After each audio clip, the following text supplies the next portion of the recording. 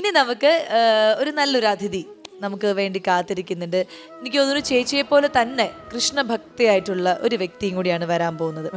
അപ്പൊ ആ ഒരു കലാകാരിയെ നമ്മുടെ റെഡ് കാർപ്പറ്റിന്റെ വേദിയിലേക്ക് സ്വാഗതം ചെയ്യാം. Okay, yes. ശ്രീകൃഷ്ണ ജയന്തി ആഘോഷത്തിലേക്ക് കൃഷ്ണഭക്തിയായ തീർത്ഥാഞ്ജലിയെ വളരെയധികം സ്നേഹത്തോടെ സ്വാഗതം ചെയ്യുന്നു. Let's welcome Theerthanjali Krishna.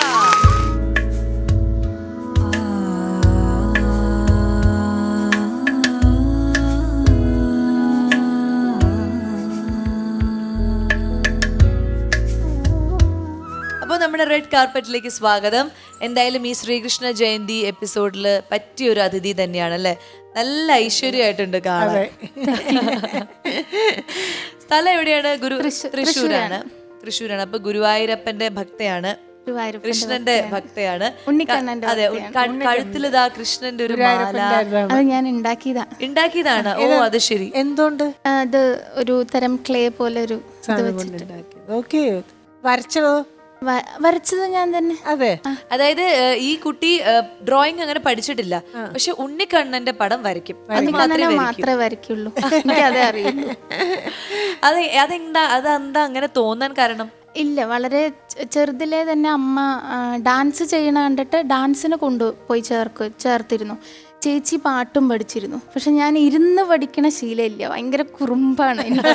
ഞാൻ എവിടെ ഇരിക്കില്ല. ഡാൻസ് ആണെങ്കിലും ആദ്യമൊക്കെ നല്ല മടിയുണ്ടായിരുന്നു. പിന്നീട് ഒരു പ്രായം കഴിഞ്ഞിട്ടാണ് അതിനോടുള്ള ഇഷ്ടം കൊണ്ട് പോണം പഠിക്കണം എന്നൊക്കെ പറഞ്ഞു തുടങ്ങിയത്. അതുപോലെ ചിത്രം വരയ്ക്കാനും പഠിപ്പിക്കാനായിട്ട് അമ്മ കൊണ്ടുവന്ന് ചേർത്തു. അമ്മ എല്ലാം ശ്രദ്ധിക്കും ഞാൻ ചെയ്യുന്നതൊക്കെ. അപ്പം അമ്മ അങ്ങനെ കൊണ്ടുപോയി ചേർത്തു.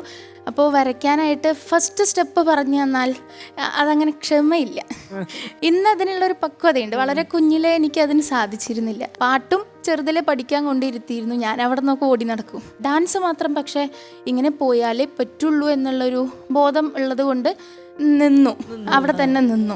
മറ്റൊക്കെ ഇപ്പോൾ പക്ഷെ ചിത്രം വരയ്ക്കുന്നത് ഞാൻ പഠിക്കുന്നില്ല. കാരണം അത് എങ്ങനെയോ എൻ്റെ ഉള്ളിലേക്ക് വന്നതാണ്. ഈ ഉണ്ണിക്കണ്ണന്റെ പടം എവിടെയെങ്കിലും നോക്കി വരയ്ക്കുന്നതാണോ?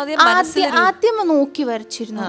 ഇപ്പൊ അങ്ങനെയല്ല. ഇപ്പൊ നമുക്ക് ഞാൻ എന്ത് കേട്ടാലും കണ്ടാലും എനിക്ക് എല്ലായിടത്തും ഉണ്ണിക്കണ്ണനെ കാണാം. ജസ്റ്റ് എനിക്ക് ആ ഫീല് കിട്ടും. അതുകൊണ്ട് തന്നെ ഇപ്പോൾ ഒരു മോഹിനിയാട്ട കച്ചേരി കാണാൻ പോയി അധികവും അങ്ങനെയാണ് വരയ്ക്കാറ്. അതിൽ അവർ കാണുന്ന ഭാവനയിൽ ഏതെങ്കിലും ഒരു വരി അത് സ്ട്രൈക്ക് ചെയ്താൽ അത് തന്നെ പിടിച്ച് പാടിയിരുന്ന് ഒടുവിൽ അത് വരയ്ക്കും. അതുമായിട്ട് യോജിച്ച് തന്നെ നിൽക്കും. അങ്ങനത്തെ ഒരു ഫീലാണ് കൂടുതലും. എന്തായാലും നമ്മുടെ കയ്യിൽ കുറച്ച് തീർത്ഥാഞ്ജലി വരച്ച കുറച്ച് ചിത്രങ്ങൾ നമ്മുടെ കയ്യിൽ കിട്ടിയിട്ടുണ്ട്. നമുക്ക് അതൊന്ന് LED വാളിൽ ഇപ്പൊ കാണിക്കാം. അപ്പൊ നമുക്ക് അത് എല്ലാവർക്കും ഒന്ന് കാണാം. ഓക്കെ,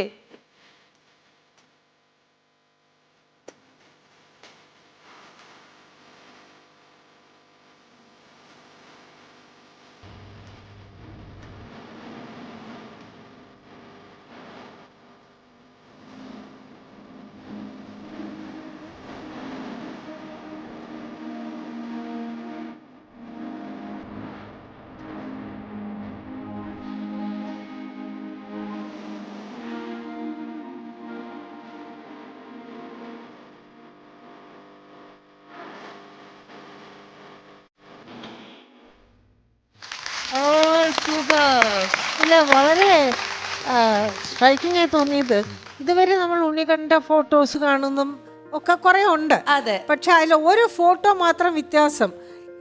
യശോദാമ്മ ഉണ്ണിക്കണ്ണനെ എടുത്ത് നിലാവിനെ കാണിക്കുന്നത് ജഗതോധാരണ കേട്ടിരുന്ന് ചൊല്ലിയത് അതങ്ങനെ വരച്ചതാണ്. അതുപോലെ തന്നെ സോപാന സംഗീതം പഠിക്കുന്നുണ്ട്. ഞാൻ സോപാനം മാത്രമല്ല മൃദംഗവും ശാസ്ത്രീയ സംഗീതം പഠിക്കുന്നുണ്ട്. അപ്പൊ ഈ സോപാന സംഗീതം നമുക്ക് വേണ്ടിട്ട് രണ്ടുപേരി എന്തെങ്കിലും.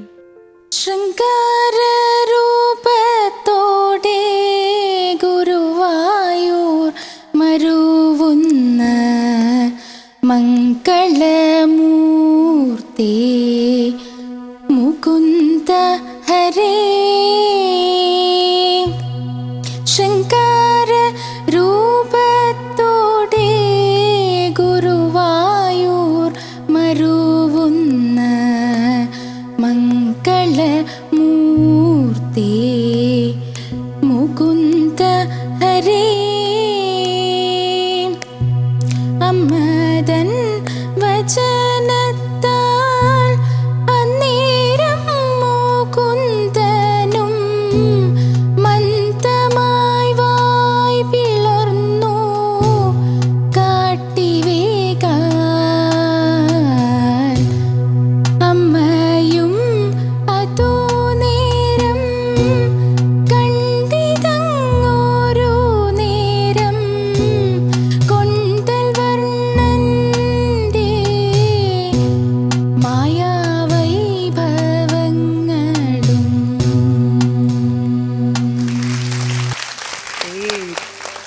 പറയൂ. ഭക്തി ഉള്ളതുകൊണ്ടാണ് ആ ഹരേന്ന് വിളിക്കുന്നിടത്തൊക്കെ അടിപൊളിയായിരുന്നു. അസലായിരുന്നു. അപ്പൊ പറയൂ, ഈ മോഹിനിയാട്ടത്തിലെ പഠനം, അതുപോലെ അലങ്കാര വർണ്ണന, അത് നമ്മൾ മോഹിനിയാട്ടത്തില് അധികം കേൾക്കാത്ത ഒരു കാര്യമാണ്. അതെ, ഗുരുവായൂരിലെ അലങ്കാര വർണ്ണന മോഹിനിയാട്ട രൂപത്തിൽ കാണിക്കുന്നു. ശരി. ലോക്ക്ഡൗൺ സമയത്താണ് അലങ്കാര വർണ്ണന തുടങ്ങുന്നത്, മാമിന് അറിയാമല്ലോ. അപ്പോൾ ശ്രീകുമാരൻ തിരുമേനി അദ്ദേഹമാണ് ഇത് വാട്സപ്പിലൂടെയായിരുന്നു ആദ്യം വന്നിരുന്നത്. പലപ്പോഴും ഞാനത് കേട്ടുകൊണ്ട് വരയ്ക്കാറുണ്ടായിരുന്നു.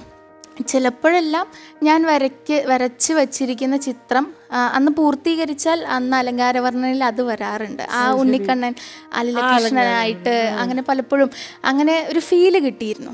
അങ്ങനെ വരയ്ക്കാൻ ഇരിക്കുമ്പോൾ ഒരു ദിവസം പെട്ടെന്ന് ഞാൻ അമ്മയാണ് എല്ലാം ശ്രദ്ധിക്കാറ്. അപ്പം അമ്മോട് പെട്ടെന്ന് ഞാൻ പറയാണ്, ഞാനൊന്ന് ചെയ്യട്ടെ എന്ന് പറഞ്ഞു. അന്ന് എൻ്റെ അരങ്ങേറ്റം കഴിഞ്ഞിരുന്നില്ല, മോഹിനിയാട്ടം കഴിഞ്ഞിരുന്നില്ല. ഞാൻ പഠിച്ചുകൊണ്ടിരിക്കുകയായിരുന്നു ടീച്ചറുടെ അടുത്ത്. ഒട്ടും പ്രിപ്പയർ ആയിരുന്നില്ല. ഉള്ളിൽ അദ്ദേഹം പറയുന്നതിൻ്റെ ഫീലിൽ നമ്മൾ ചെയ്തു പോകുന്നതാണ്. പ്രിപ്പയർ ചെയ്തിരുന്നില്ല, തന്നെ അതിൻ്റെ രീതിയിലേക്ക് വന്നതാണ്. അതാണ് ഒരുപാട് റൈറ്റപ്സ് ഒക്കെ നമ്മൾ കണ്ടു അല്ലേ? അതെ അതെ അതെ അതെ, അതിനെ കുറിച്ചിട്ടാണ് വന്നത്. മോഹിനിയാട്ടത്തിന്റെ രീതിയിൽ ആരും അങ്ങനെ വർത്തമാനം പറയുന്ന രീതിയാണ്, നമ്മൾ സ്വാഭാവികമായി സംസാരിക്കുന്ന രീതിയാണ്. അപ്പോൾ ആ രീതിയിൽ നമ്മൾ പിന്നെ എപ്പോഴും വായ്പാട്ടിനോടൊപ്പം അല്ലേ നൃത്തം ചെയ്ത് കാണാം. ഇത് സംസാരിക്കുമ്പോൾ അതിൽ ഭാവം വരുത്തുക, അല്ലെങ്കിൽ അതിനോട് യോജിച്ച് മുദ്ര ഉണ്ടാക്കുക.